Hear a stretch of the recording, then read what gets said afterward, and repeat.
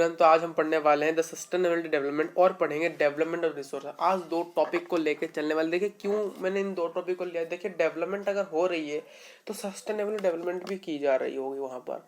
तो ये जो चीज़ें हैं, डेवलपमेंट अगर की जा रही रिसोर्सेज की, देखिए डेवलपमेंट कैसे की जा रही है और क्या प्रॉब्लम्स आ रहे हैं, तो ये सारी चीज़ें तो हम पढ़ेंगे। पर से डेवलपमेंट का जो रास्ता है वो है सस्टेनेबिलिटी डेवलप। हम कह रहे हैं हमारे भारत में, पूरे वर्ल्ड में कोल की शॉर्टेज हो रही है। हम क्या कह रहे हैं, अब कोल अगर ख़त्म हो जाएगा तो पूरा देश अंधार हो जाएगा, यानी बिजली चली जाएगी, इलेक्ट्रिसिटी चली जाएगी। तो इलेक्ट्रिसिटी जाने से क्या होता है, घर में अंधेरा हो जाएगा, एजुकेशन थोड़ी सी अच्छी नहीं हो पाएगी, फैंस नहीं है, गर्मी बढ़ती जाएगी, तो लोगों की अच्छा नहीं लगेगा। तो इसलिए हम क्या कहते हैं, तो धीरे धीरे हम सस्टेनेबिलिटी एनर्जी की ओर शिफ्ट कर रहे हैं। जैसे कि विंड एनर्जी हो गया, हवा के मदद से इलेक्ट्रिसिटी जनरेट करना हो गया, ये सारी चीज़ें। देखिए हमने ये चीज़ें कहाँ पर पढ़ी है, हमने पढ़ी है मिनरल एंड पावर रिसोर्सेज के अंदर। आपने पढ़ा है non conventional source of energy. इस क्लास में ही पढ़ेंगे। इस क्लास में हमारा एक चैप्टर है क्लास 10 के अंदर। क्या चैप्टर है? चैप्टर का नाम है हमारा minerals and energy resources, chapter number 5 पढ़ेंगे। जब पढ़ेंगे वो हम बताएंगे, बट हमने क्लास 8 में वो चीज़ भी पढ़ी है। तो ज़्यादा टाइम ना वेस्ट करते इस वीडियो को शुरू करते हैं। तो आज का हमारा टॉपिक होने वाला है रिसोर्सेज एंड डेवलपमेंट का, the development of resources and the sustainability of development.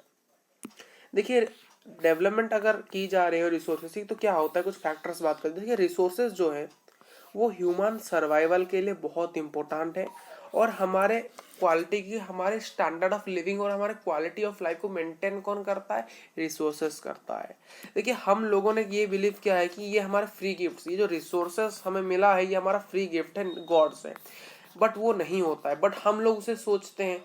हम उसे सोचने के कारण क्या करते हैं, हमें अगर कोई चीज़ फ्री में मुफ्त में मिल जाए, हम उस चीज़ की कदर नहीं करते। जैसे हमें फ्री में अगर कुछ मार्क्स मिल जाते हैं या फिर फ्री में कोई चीज़ हमें मिलता है, उसको हम बेपरवाह से यूज़ करते। अगर हमने खुद उस चीज़ को खरीदी हो तो आज कंपेयर टू हम उसको बहुत क्या करेंगे, बहुत केयर से लेंगे, बहुत केयरली उसे यूज़ करेंगे। बट अगर मुझे मिल जाए वो चीज़ में से अनकेयरलेस, ये हर व्यक्ति होता है, आप नहीं कि मैं नहीं, हर कोई। तो इसीलिए क्या होता है, हम क्या करते हैं, हमारे रिसोर्सेज को बहुत इनडिस्क्रिमिनेटली यूज़ करते हैं। इसका तो बहुत सारे प्रॉब्लम्स होते हैं। जैसे कि कोई इंडिविजुअल, देखिए हम ये नहीं कह सकते पूरा वर्ल्ड, पूरा विश्व के जितने सारे लोग सभी इस चीज़ को इनडिस्क्रिमिनेटली यूज़ करते नहीं। कुछ ही ऐसे फ्यू इंडिविजुअल्स हैं जो कि रिसोर्सेज के अपने ग्रीड्स, अपने चीज़ को सेटिस्फाई करने के लिए रिसोर्सेज को डिप्लेट कर रहे हैं, पेड़ काट रहे हैं, पेड़ काट के पेपर बना रहे हैं। ये जो चीज़ कर रहे हैं ना, ये गलत चीज़ है।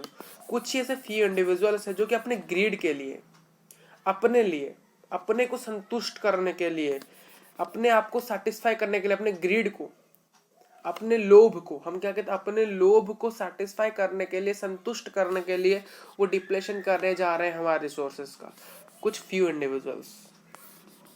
फिर क्या हो रहा है, ये जो अकुमुलेशन किया गया रिसोर्स, देखिए रिसोर्सेस को बहुत सारे लोग, कोई ज़्यादा यूज करता है, कोई बिल्कुल ही कर नहीं पाता। आज ही बहुत सारे लोग हैं जिनके पास रिसोर्सेस बिल्कुल नहीं है, ना उनके पास कुछ खाने का रिसोर्सेस है, पढ़ने का रिसोर्सेस, कुछ भी रिसोर्सेस नहीं है। कुछ लोग इतना रिसोर्सेस यूज कर लेते हैं कि उनकी परवाह ही नहीं करते। कुछ लोग ऐसे भी हैं जिनके पास रिसोर्सेस अभी तक भी नहीं है।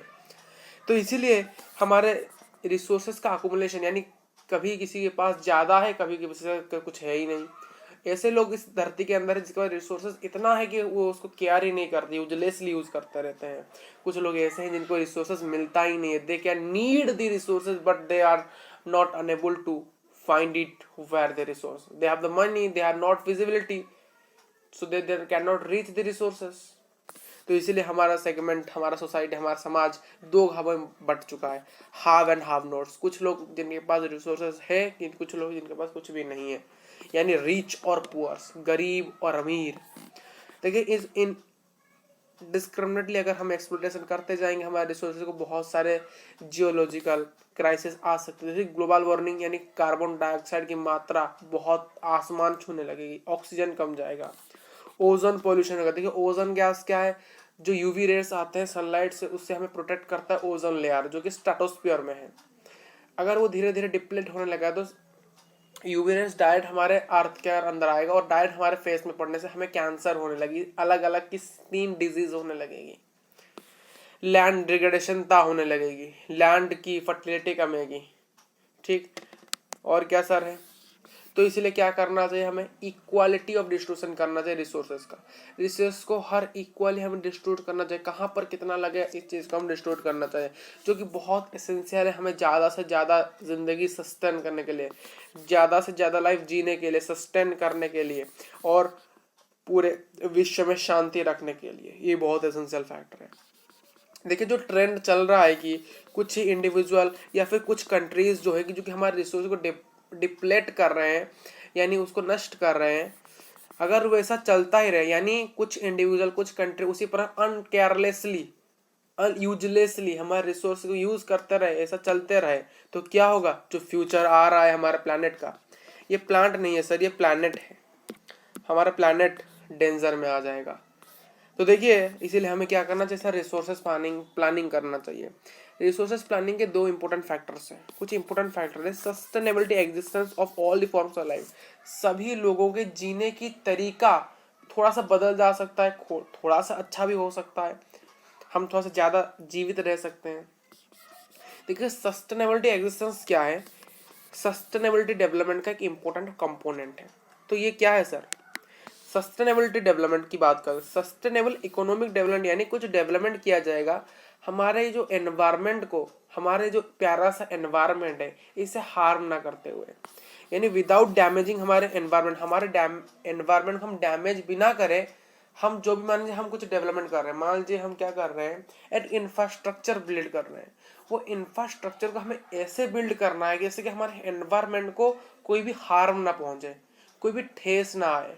हमें उस जगह में खड़ा करना है हमारे एनवायरनमेंट को जहां पर इनफर्टिलिटी लैंड है।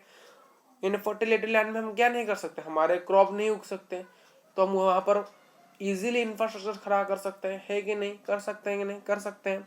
अगर उसी बिल्डिंग को अगर हम पेड़ को काट कर करेंगे तो वहां पर हमारा रिसोर्सेज भी जा रहा है।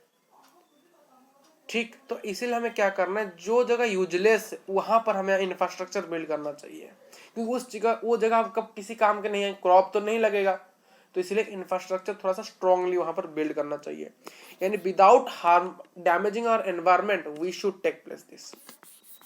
फिर development in the present should be compromise the needs of future generation, जो डेवलपमेंट किया जा रहा है प्रेजेंट में उसे कभी भी कॉम्प्रोमाइज नहीं करना है फ्यूचर के लिए। यानी यह नहीं कि रिसोर्सेस हमें फ्री अगर मिलते जा रहे हैं, बट वो फ्री गिफ्ट नहीं है। बहुत लोग सोच रहे हैं अगर ये फ्री मिलते जा रहे हैं हम क्या करें, इन्हें यूज कर ले। मान लीजिए कोल अभी हमें मिल रहा है, हम कोल को इतने जल्द यूज करेंगे कि कोल पूरी तरह से खत्म हो जाएगा 2025 तक।